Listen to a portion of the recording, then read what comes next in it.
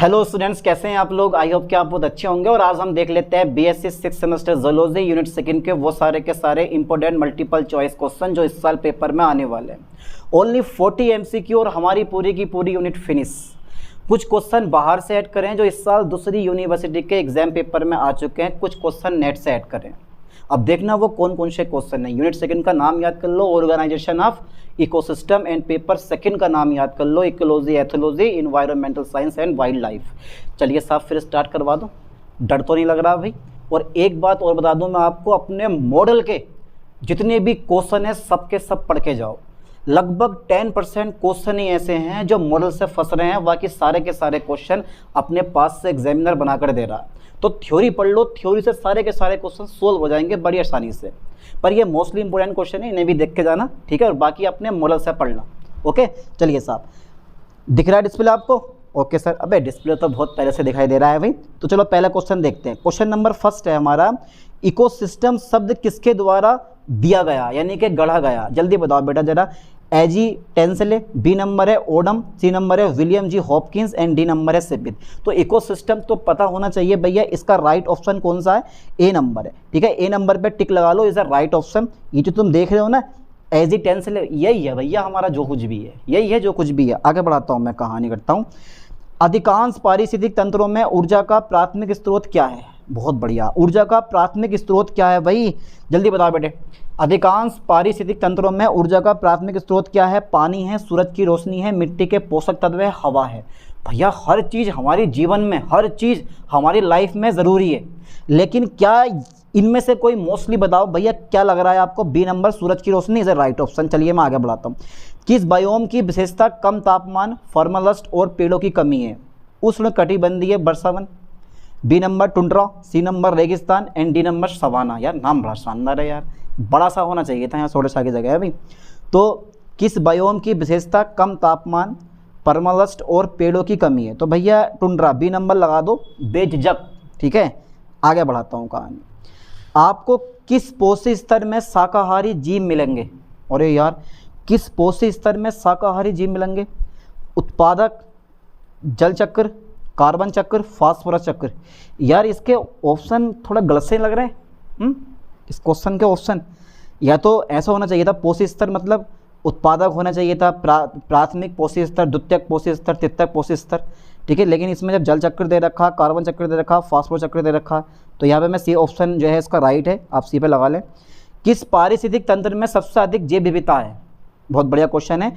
पांचवा क्वेश्चन है, किस पारिस्थितिक तंत्र में सबसे अधिक जैव विविधता है? घास का मैदान, रेगिस्तान, उष्णकटिबंधीय वर्षावन या टैगा? क्या लग रहा है इसका ऑप्शन आपको?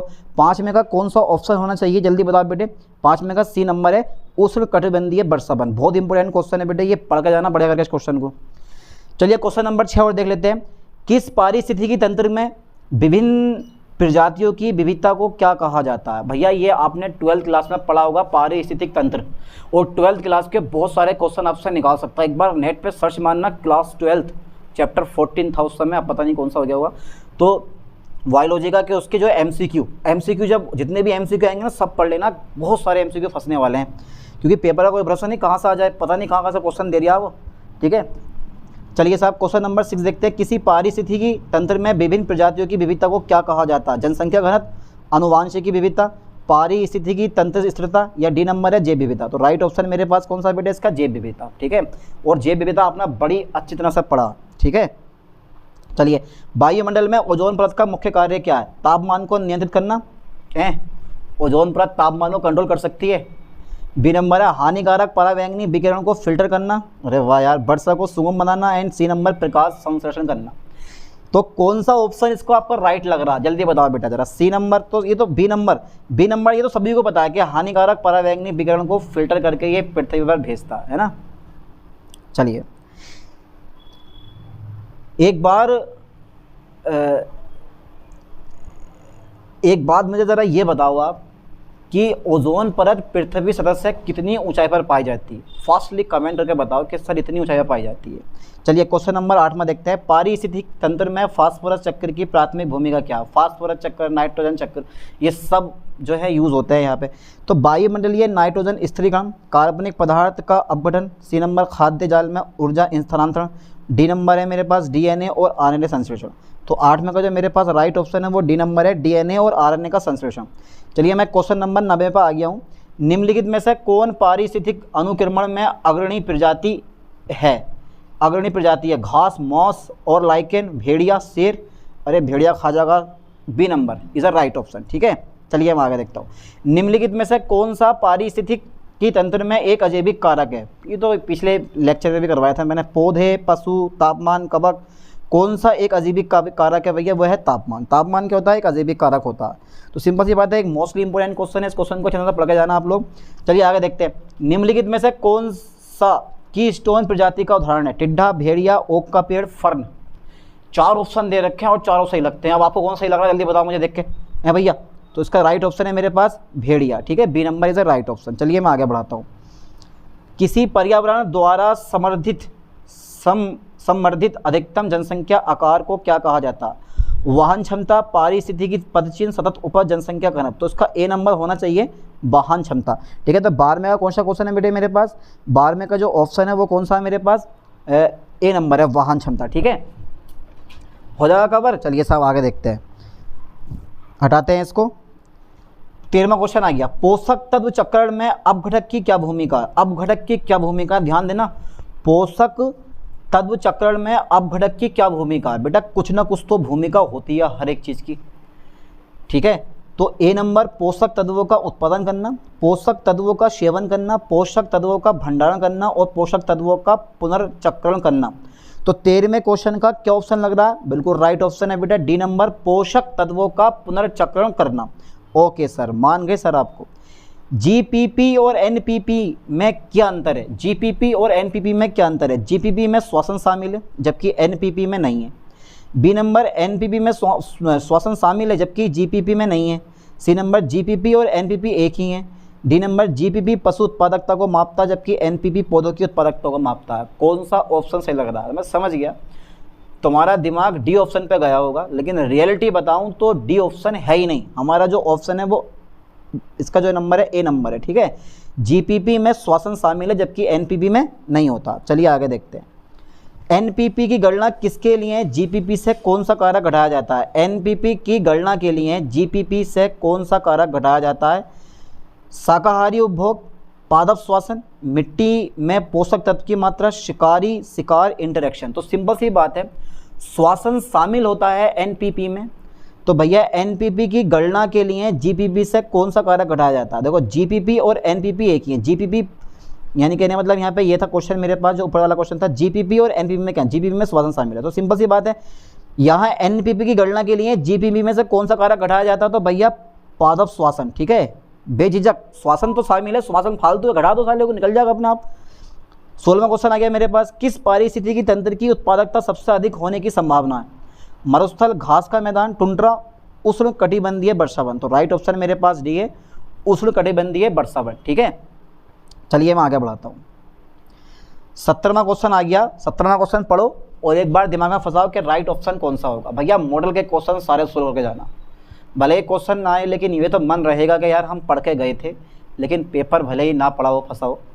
ठीक है, और सिंपल सी बात है, 75 क्वेश्चन अगर आपके आए हैं तो उसमें 60 क्वेश्चन करने होते हैं, या अगर 100 क्वेश्चन आए हैं तो उसमें से आपको 80 या 75 क्वेश्चन करने होते हैं। तो छूट मिल जाती है 10-15 क्वेश्चन की। तो ठीक है, तो उसमें से भी बहुत से क्वेश्चन ऐसे होते हैं जब पढ़े हुए नहीं होते और बहुत से क्वेश्चन ऐसे होते हैं जब पढ़े हुए होते हैं। करके आओ, क्योंकि ये ईयर जो है ना आपका, वो परसेंटेज बनाने का ईयर है।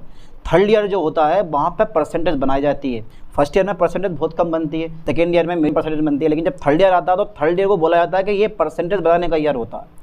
यहाँ ज़्यादा से ज़्यादा परसेंटेज बनाने की कोशिश करो आप। ठीक है, तो कौन सी पारिस्थितिकी तंत्र सेवा सीधे प्राथमिक उत्पादकता के उच्च स्तर से संबंधित है? देखो आ ऑप्शन दे रखा, ए नंबर दे रखा श्वसन, बी दे रखा जलवायु परिवर्तन, सी दे रखा पुष्पन, और इसमें एक फालतू दे रखा रोशनी, सूरज की रोशनी, दा नंबर दे रखा प्रकाश का संश्लेषण।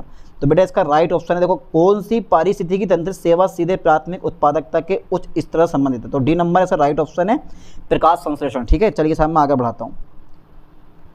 निम्नलिखित में से कौन सा नियम एक पोषी स्तर से दूसरे पोषी स्तर तक? बहुत इंपॉर्टेंट क्वेश्चन है यार। ये क्वेश्चन जो है ना आंधी तूफान की तरह आगा और आपको हिलाते हुए चला जाएगा, पर आपको भी ऑप्शन पे पकड़ के बैठे रहना कि हाँ भाई यही राइट ऑप्शन है इसका।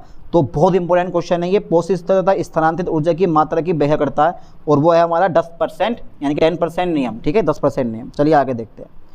कौन सी पारिस्थितिकी तंत्र सेवा सीधे तौर पर उच्च स्तर की उत्पादकता से जुड़ी है? कौन सी पारिस्थितिकी तंत्र सेवा सीधे तौर पर उच्च स्तर की उत्पादकता से जुड़ी है? ए नंबर है इसका प्रदूषण, जल चक्र, कार्बन पृथक्करण, मृदा अपरदन। तो कौन सा क्वेश्चन है? 19वां क्वेश्चन है बेटे। क्या लग रहा है इस क्वेश्चन का आंसर, जल्दी बताओ। तो इसका राइट ऑप्शन है कार्बन पृथक्करण, ठीक है, कार्बन पृथक्करण क्या है, इज ए राइट ऑप्शन। चलिए साहब मैं आगे देखता हूँ। निम्नलिखित में से कौन सा एक पारिस्थितिकी तंत्र की ऊर्जा दक्षता का माप है? निम्नलिखित में से कौन सा एक पारिस्थितिकी तंत्र की ऊर्जा दक्षता का माप है? प्राथमिक उत्पादकता, ट्रैफिक की दक्षता, पारिस्थितिकी पथ, और डी नंबर है शुद्ध पारिस्थितिकी तंत्र उत्पादन। तो बेटे इसका राइट ऑप्शन मेरे पास कौन सा है? डी नंबर है, ठीक है। डी पे टिक लगाओ बढ़िया करके। 21वां आ गया, कार्बन चक्र में अपघटक की प्राथमिक भूमिका क्या है? अपघटक की प्राथमिक भूमिका क्या है? कार्बन चक्र में अपघटक की प्राथमिक भूमिका क्या है?